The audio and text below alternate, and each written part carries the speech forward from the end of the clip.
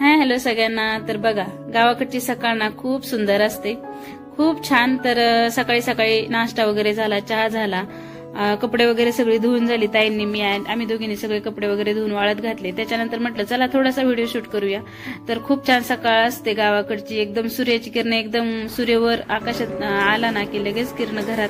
तर सकाळी सकाळी काही व्हिडिओ मला शूट करता आला नाही, सकाळी चहा नाश्ता वगैरे झाडलोट करतानाचा। पण हा आहे 11:30-12 वाजले होते तेव्हा ताई बनवत होत्या चपात्या, आयुष्याचं जेवण चालू होतं आणि आत्या मात्र आराम करत होत्या। आत्यांचे आमचे पाय खूप दुखतात, गावाकडे गेलं ना सारखं मोबाईल घेऊन बसता येत नाही, त्यामुळे काही सगळं काही मी शूट नाही करू शकत। तर ह्या तंबूमध्ये रात्री तमाशा होता आणि इथं ना हाजऱ्या चालू होत्या, त्यासाठी भरपूर लोक जमली होती पाहण्यासाठी आणि काही लोक तर यात्रेत पण सकाळी सकाळी फिरत होती। तर तुम्ही पाहू शकता खूप म्हणजे पाळणे, मिक्की माऊस, जम्पिंग जपाक असं, आणि ते नाही का मोठे पाळणे असतात राऊंडवाले, परत भरपूर म्हणजे असे वेगवेगळे पाळणे आले होते। ह्यावेळेस पाळणे जास्त आले होते यात्रेत।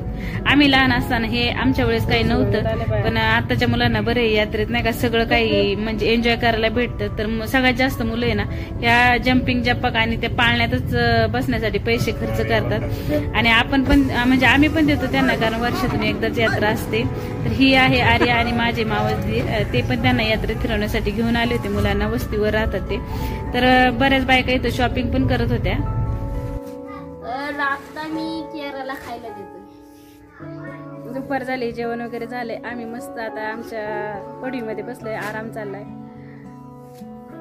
मस्त गार हवा येते। हे बघा अशी मस्त झाड आहेत ना, झाडाला पाणी सोडतं त्यामुळे पडवीत ना अशी मस्त गार हवा लागते, अजिबात गरम होत नाही, फॅनची पण गरज नाही, अशी मस्त हवा येते इथं गार। तर सार्थक गेला केराचं भांडं आणायला, तिची जेवणाची वेळ झाली, तिला चपाती दूध काला करून ठेवतात आत्या। द्यायचे का दूध, घ्यायचे का, आणायला लागेल मग संध्याकाळी दूध, तेवढं पुरण का नाही, ते बाटलीतलं टाका। ते बघा, हे बघा आमच्या शीतलताई इथं मस्त मोबाईल बघत आहेत, आताच लाडक्या बहिणीचे पैसे आलेत म्हणून तोंडावर काय आनंद मावे ना त्यांच्या।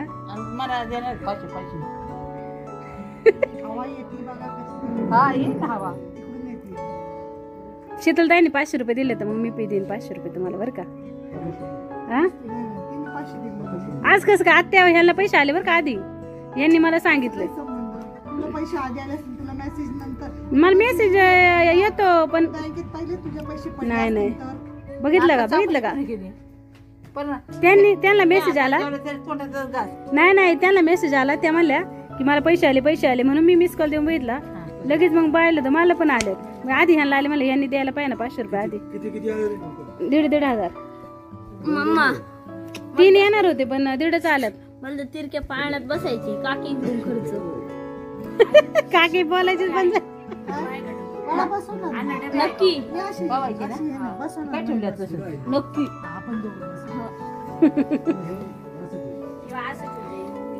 अरे दूध आहे का नाही याच्यात,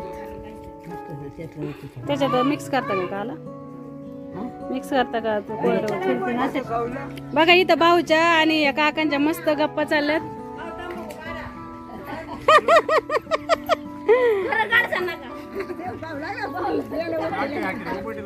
आणि हे सगळे उत्सवाले गँग आहे का रे तुम्ही, कुठलं गाव तुमचं, सगळे का, आणि पालं कुठे तुमची। तर बघा आमचा अथर्व दादा चाललाय पोहायला चालला का तू, आणि तुला डबड तू पण पोहायला चालला का, दुर्वासला येते का मोकळं पोहता मग, परिवार पूर्ण चालले बघा तिकडे शिवम आणि आरोही सगळे पोहायला निघलेत, आता ऊन झाले मरणाचं। तर यात्रेच्या दिवशी होता 8 मार्च जागतिक महिला दिन, आणि नेमके आधी शीतलताईंना मेसेज आला लाडकी बहीण योजनेचे पैसे आले, मग मी पण मिस कॉल देऊन पाहिला, तर मला पण आले होते। मग मी ताईंना म्हणलं आपल्या दोघींना पण पैसे आले, म्हणजे खुश झालं होतं यात्रेत मस्त शॉपिंग करायची। तर आत्या सहजच म्हटलं की मला पण दोघी 500-500 रुपये द्या शॉपिंगला यात्रेत, असं म्हटले, आणि सहजच मग माझ्या सुपीक डोक्यात कल्पना आली की आपण यावर रील बनवू शकतो, आणि मग आम्ही तिघींनी मिळून लगेच रील शूट केली। त्याच्यानंतर वाजले होते 4, त्याच्यानंतर आम्ही निघालो यात्रेत शॉपिंग करण्यासाठी। शॉपिंग फक्त निमित्त असतं, पण यात्रेत भरपूर मैत्रिणी भेटतात, गप्पा मारायला भेटतात। तर भरपूर अशा मैत्रिणी पण भेटल्यात. पण त्याच्या अगोदर बघा यात्रा कशी असते आमच्या गावातली, कितीतरी दुकाने येतात, म्हणजे तुळशी बागच लोटते असं म्हणायला हरकत नाही. तर तुम्ही पाहू शकता भरपूर अशी दुकानं आलेली होती यात्रेमध्ये आणि 10-10 रुपयेवाले सेल होते की 10 कोणती वस्तू घ्या 10ला, त्यात भरपूर छान छान वस्तू होत्या. तरी इथे मुली मस्त जम्पिंग जपाक येणार रस्त्याच्या कडेलाच होतं, तिथं मस्त मुलींचं चाललं होतं एन्जॉय करण्याचं काम. त्यावर गाणी लावून भारी वाटतं बरं का, असं वाटतं की तेथील मज्जा आमची इकडची. तर हे बघा स्विमिंग टँक पण आला होता ह्यावेळेस, हा पहिल्यांदाच आला होता, याच्या अगोदर कधीच आमच्या गावात आला नव्हता. तर ह्या पाळण्यामध्ये आरोही, दुर्वांश, सार्थक ह्या तिघांना या पाळण्यामध्ये बसायचं होतं. मग त्यांना आम्ही याच्यामध्ये बसवलं, कारण त्यांना त्या पाळण्यामध्ये बसवल्याशिवाय ते काय आम्हाला यात्रेत फिरू देणार नव्हते. त्यामुळे म्हटलं घ्या बसून तुम्ही, आणि मस्त एन्जॉय करत होते. भीती वाटत होती आम्हाला पाहून, पण मुलं अजिबात घाबरत नव्हती. मस्त बिंदास एन्जॉय चालला होता बघा, तुम्ही पाहू शकता. तर तुम्ही बसलेत का अशा पाळण्यात कधी?